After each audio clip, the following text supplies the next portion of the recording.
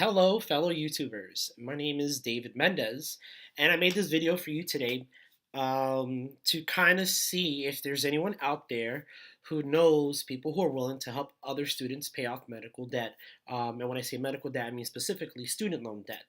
Um, I am actually Dr. David Noel Mendez as of December 2018, but I don't have a medical license yet, nor have I done a residency because you have to do the steps 1 through 3, or at least 1 through 2, before you can apply and get accepted to residencies. Um, and of course, if I would have passed those steps already, I wouldn't even be in this predicament. I probably would have had a residency lined up and I would have some type of income. But I started applying for positions to work in hospitals, whether if it's emergency room technician, patient safety, whatever, even janitor. But I've got no's, 100 no's, if not more. I currently have over 250 open applications that I started back in June of 2018, and it's currently February 2019. Um, don't know what's going on. Living in Texas seems to be, I don't know if it was a smart idea, but it's been rough. Finding a job for myself has been super hard. My wife has had some luck, but unfortunately, she is currently also unemployed.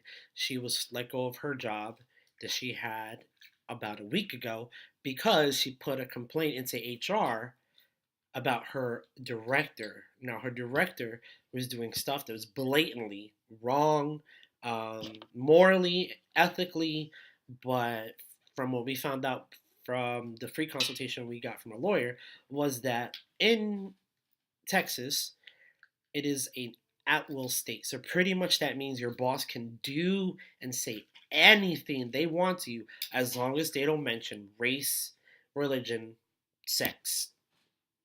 That I guess that's pretty much about it. And as they told us, it would have to be a silver bullet, recorded on video with audio, written down.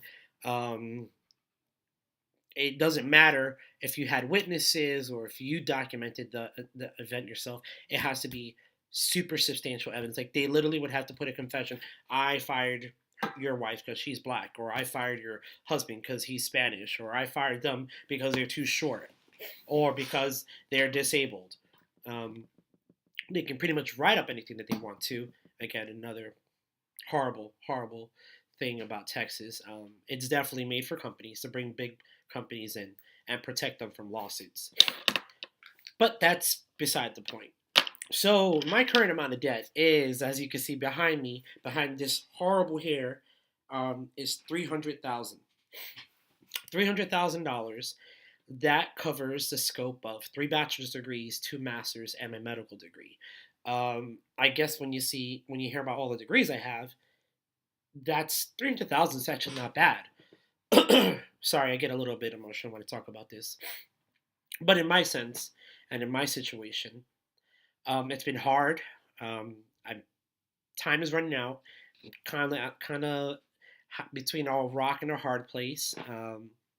And I'm looking to see if there's any YouTube subscribers, any YouTube watchers, bloggers, anybody who knows anyone or any company, philanthropists, Oprah Winfrey, whomever, who are willing to donate towards this amount that I have above me. Again, I was going to dress up and look all nice and pretty, but this is how I look when I study day in and day out. I got the bags under my eyes, eyebrows look rough.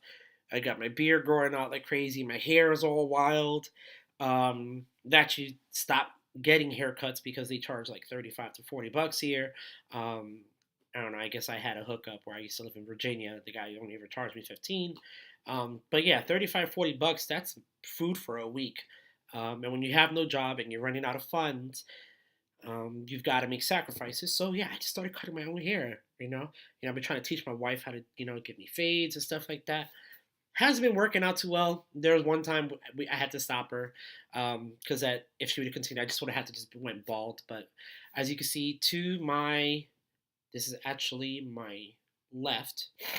To my left is one of my boards that I used to write with on a regular basis. This is another one too. I just try to, jot down things that I'm having issues with, if it's differentiating from one disease and another. But Again, I went to a Caribbean medical school, and that kind of left me kind of handicapped. I want to say they provided an avenue for me to be able to become a doctor, but they left me short-handed when it came to knowledge in order to pass these steps. Um, I have conversed with other students from my college that went to American medical schools, and they actually teach you at the medical schools how to pass these exams. Um, in the Caribbean, it's not like that. They actually teach you more about medicine in general. And you would think that that's what the test would be on, but taking step one and unfortunately not passing it the first time, I was able to see that a lot of the education we've received and the buzzwords, they no longer exist on step one. Um, that, or I just happened to get the hardest exam I have ever seen. It's a total of 7 tests. It takes about 8 hours, and I did 2 tests, and then I took a break. 2 tests, took a break. My break's only about 5 minutes until you're done.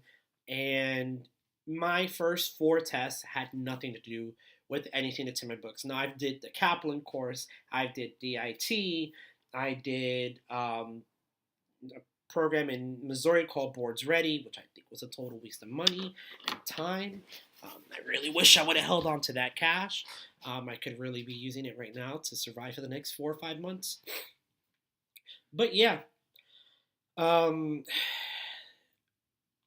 my life has hit a steady downflow with all these issues that have come up. I am the youngest of five, the first to go to college, the first to become a doctor. Um, and actually, out of all my brothers and sisters, I'm the only one to actually go to a 4-year college and finish. Um, my father and mother came over to the States from Puerto Rico when they were in the early 50s. And my father finished high school. My mom, I think she had only, was like, I don't know, she only did like elementary school in Puerto Rico. Back in the day in Puerto Rico, education wasn't a big thing. It was something that was only for the rich, and my family, of course, was not rich. My father just recently retired from a job that he worked at in New York City, and I think he retired at $16 an hour.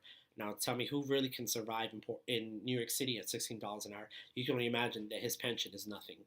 My mom unfortunately became disabled shortly after having me. She had me at 42. Um, having late pregnancies can cause a lot of issues physically, mentally, emotionally, and she was unfortunate to have those kick in for her. So here's my violin playing for my side story. When it comes down to it, I'm just looking to see if I can find anybody who's financially blessed to see if you guys are willing to donate towards my student loan debt. If I could have my student loan debt erased completely, I feel that I would be put back in a better situation because right now, I've applied for positions as janitors. I've applied for a position at police stations to do different dispatching. I've applied for gas station positions. I keep getting no's. I have about 50 to 60 different resumes, which the first actual draft was done professionally by a company that's what they do is they do resumes. And back in the day, I'm 35 now.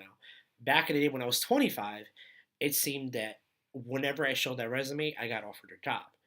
Now it's just like, who are you? You have no experience. But I have like 57 degrees. So does that not count for experience? I can literally tell you the basis or of everything that you're asking me for. I can go in depth into questions and tell you why that there's a spike in a person's EKG or something like that, or why there's a depression, why is it wider QRS complex, but they don't care about that. At the end of the day, they want you to have worked for someone who paid you money to do the job. And if you go and get the education to figure out how to do the job the right way, they don't care about that. They want experience. Um, I feel in a little sense that the emphasis on education has clearly reverted back to how it used to be. They wanted experience, and when you had the experience, you can get certifications and you can move up in jobs and get hired. Now you can get all the education you want and get all the degrees you want. And it doesn't mean a single thing because what do they always ask for? Experience and certifications. Of course, you can't get the certifications without having the job first. You can't get the experience without having the job first. So it's kind of like a big fat conundrum. Um, yeah, well, I'm going to go ahead and let you go. Thank you for all those who have spent time to listen to me gripe and complain. I'm going to make another video about how my experiences were in the Caribbean and um, adventures, issues, so forth. And maybe if anybody has any questions in regards to how I was able to finance my education in the Caribbean, I can help you out with that. Um, of course, don't hold me liable for anything. At the end of the day, I can only help you to get the money initially, but you have to pay it back at the end, and that's why I'm in the predicament that I'm in. If I would have been in residency right now, this wouldn't have been an issue. I would have been getting paid at least 40,000 a year. And listen, at this point in time, 40,000 a year, it sounds freaking amazing because I'm making $0 a year. I probably have not held a job steadily since I've started my education back in 2008 at Norfolk State University. I've worked part-time jobs. I did the whole Uber thing, but again, you don't want to work Uber or Lyft because it's going to kill your car, the car's value. I had a brand new, 2015 Dodge Start, which I was just going to do as I bought it. My initial um, plan was to work Uber and Lyft, and whatever I make from that pay off the car, and then I could do that while I'm studying. Um, that wasn't the case. Ended up putting on, I think I put on like 40,000 miles in like 2 months because of how much I was working, and I just wasn't making the money, was not there. Vegas was very, very saturated with Uber and Lyft drivers, so you weren't getting the rates that other people were getting in different parts of the states. But you're still beating on your car, and at that time, gas was super expensive. Especially, I don't know how much it is now because I'm currently in Texas. But when I was in Vegas, I was paying almost $4 a gallon for regular. Um, all right, it's enough babbling.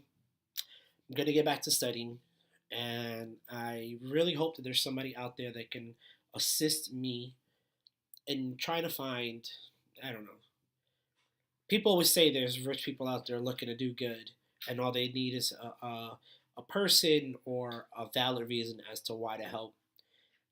It me being the youngest of five, to go to school and get education is not enough. If me